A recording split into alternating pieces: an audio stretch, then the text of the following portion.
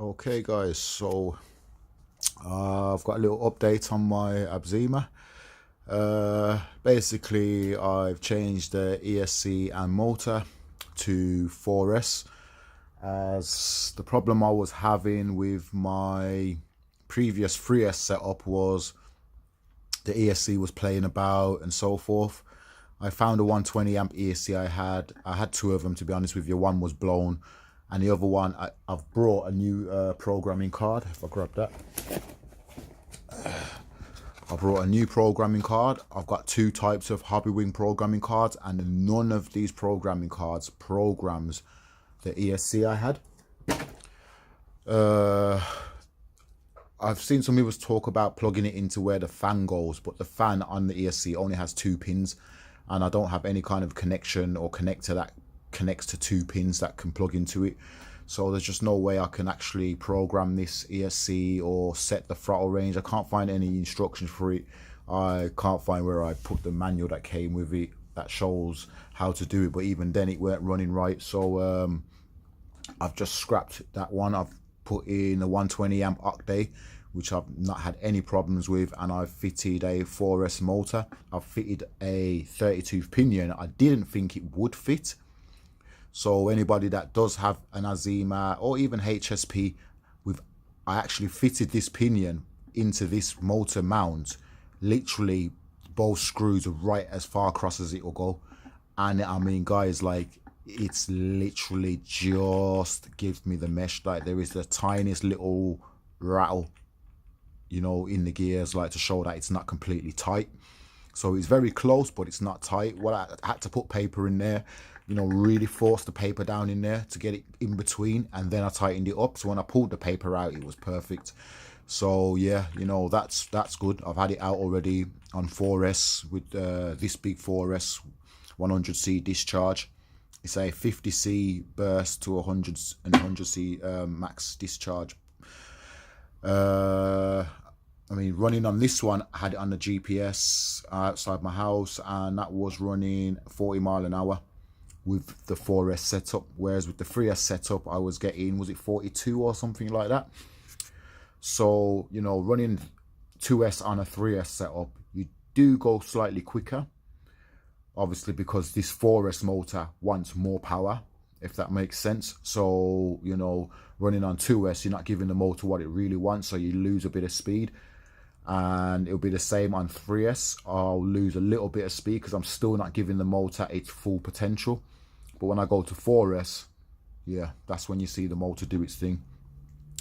So guys, I'm so upset I didn't take the camera out. I put this battery in. This thing does not fit the car. It fits my HSP, but the way this chassis is designed, unless I cut this piece out here to slide the battery in, I just can't get this battery in without, so I have to stand it in. It fits and I have to stand it in. I've actually put that foam back in because I took the foam out, but it stands up on its side.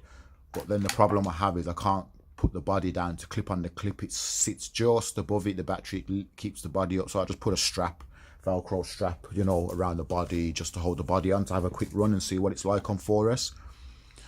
Wow. Wow, beast mode, guys, man. Beast mode on 4S. Beast mode, guys. I mean, this thing, I was barely touching the throttle and it was just flying down the road. And it, you know, it's pretty stable. You can see it wants to wheelie and, you know, and all that kind of stuff, you know. So yeah, you know, it's 4S power in there, but it handles it pretty well. Do you know what I mean? Pretty well, as long as you're not being too over the top with, you know, accelerating and stuff. But, you know, I thought, let's give it a go and see what it's like when I punch the power off the line and just give it full throttle. I gave it full throttle and this thing just flipped up in the air and almost done 2 backflips, guys. It was unreal. It just flipped up in the air and just went, just like, it went crazy. You know what I mean? Like, it didn't go forward, it went up. It went up. So yeah, you know, it's really light. And 4S, you know, you punch the power on 4S with such a high burst, 100c burst, man. This buggy was, you punch the power in this thing on, it will do wheelies, it will pull wheelies. But if you ease into the power nice and smooth, it really goes down the road. It handles the power, and you can kind of really ease into the power without it pulling a wheelie too easy. So yeah, guys, I'm quite impressed. It handles the 4S motor well, it handles 4S power well. So I'm just charging up my two little A959B 2S batteries. I've got a little connector here, to join them both, so it's 4S. And I'll run it on 4S with them little batteries, so it's not so much power, because yeah, this is a lot of power, guys, for this buggy. It's really like buggy, and trying to drive and punch it off the line with this, guys, this is like wow. I mean, this is a 500 gram battery, so it's pretty heavy, half a kilo battery. But it was like this thing driving around with no battery, no electronics in it on 4S. It is just flying, guys, flying. There's also as well, I've changed my shock oil in the rear, and I've put now from 300 to 350, and in the front I've got 800. And yeah, it does feel better. It feels a little bit better. It soaks up the bumps a bit better in the road. It doesn't bottom out so easy. So yeah, I'm happy with the suspension setup and everything. So I'm just charging up some batteries now to go out. I'm gonna stick my camera on, guys, let you see what it's running like with that battery in and so forth. And I'm gonna run the 2S, I'm gonna run the 3S, and I'm gonna run this one, and I'm just gonna let you guys all see what this car's doing on 2, 3 and 4S, and a high discharge 4S, and let you guys see what it's doing. Man, I'm impressed with this buggy. I mean, really impressed.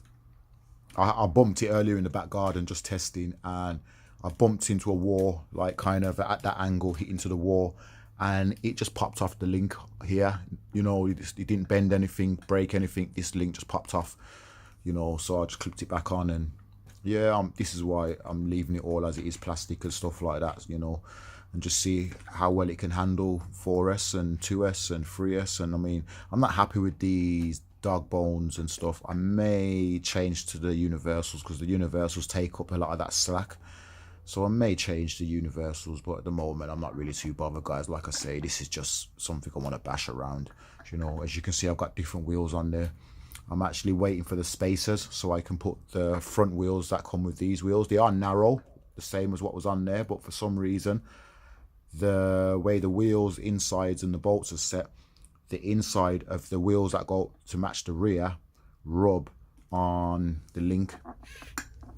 It actually, if you can get in there, sorry, it rubs the wheel, guys. See, you can barely, oh come on, focus, you can barely see. That's close enough as it is. So when I put the other wheels on, it actually rubs. So I've ordered myself some, I think they're 15mm spacers, so they're not too long, but it will give me more than enough clearance that I need anyway to be able to put any wheels on. Plus I've ordered a 17mm adapter as well, so I can put 1/8 wheels on as well. So I can put my foam tires on there and high speed run tires on there, 1/8 tires, or I can just put buggy wheels on there with the spacers on their own and drive it like that, which that's what I'm going to be doing, just for that little bit more added stability. But at the moment, guys, this is great, man. I'm loving driving it. I haven't been doing much filming because I've just been out the front, ripping it up and down the road and stuff like that, just fine tuning, checking my suspension setups, and yep, I've got it where I want it. Really happy with the quality and everything, the build. You can tell in the weight, in how heavy it feels. You're getting quality, and I'm happy with this motor. Roll Lance or Rich Lance or something like that, Ricard Lance or whatever it's called. I can't bother pulling it off, guys. It's all the same. You've seen it all. It's a motor. It's a cheap brand. Yeah, it's not like Hobby Wing or anything like that. It's not Castle Creations or anything like that. And I see guys with these motors blowing them all the same. So it's how you put your car together, guys. How you wire it up, how your setting is, how free your wheels are spinning, your drive. There's a lot of variables that can blow motors in ESC. Some people just think because it's blowing, it's crap, it's no good, get a better one. It's probably the setup on your car, the way you've wired it, the gear meshes, everything like that. You got too much friction. So yeah, I'm quite a junkie when it comes to fine tuning. So I like everything to just roll nice, and everything to move nice and move freely, and I like all my suspension, everything to move the way it's supposed to. And yeah, in return, I'm getting great performance, guys. I have got a new spoiler on order because this thing's pretty big. As much as it, you know, it helps with rollovers and stuff like that, it just seems really big, guys. And I reckon with a nicer, smaller, more aerodynamic spoiler, I'd get a lot more speed and fun out of this car. I'm not building it for speed runs or anything like that, but you know, I just still think it would look and perform a little bit better with a different spoiler. But we'll see. We can only try. But yeah, you know, may change the shock towers because these things are really soft, but so far I'm not had any problems with it, so I'm not going to do anything until it breaks. I'm not going to change any of the parts on this car till something actually physically breaks. The only thing I am going to change is putting spacers on, wheels, batteries. Obviously the electrics I'll mess around with, and this spoiler because it is pretty big. Apart from that, I'm not changing anything on the chassis, shock towers, anything. I'm not changing nothing, guys, leaving it stock as it is. So yeah, this video is dragging on, guys, and you know, I'll wait for these batteries to charge up, and then I'm going to get it out and give it a little blast and let you guys see what it's doing on the different batteries, guys. So we'll have a proper little battery test day and everything, and then be running a 30-tooth pinion on a 64-tooth spur with a 4S motor, which is a 3300 kV and a 120 amp 2 to 6S octave ESC, Savox servo, sky receiver, gyro, turn down really low. So yeah, we'll see what happens, guys. We'll have a nice little test day. Yeah, so it's not going to be today because it's day's getting on, and by the time my batteries are finished charging, you know, the day is going to be over. But tomorrow, hopefully, if we wake up and the weather's as nice as it is today, I'll be out nice and early, and I'll be doing a lot of battery comparisons, like, you know, seeing how each battery performs, how the car performs, what speeds we're getting, and I'll make sure my GPS is fully charged and everything like that. And so for now, guys, yeah, that's it. Oh, by the way, yeah, we'll have that out too tomorrow, hopefully, if the weather's great, for the A959B challenge. Stay tuned for that, guys. It's going to be a big one. This is Birmingham GT RCs signing out.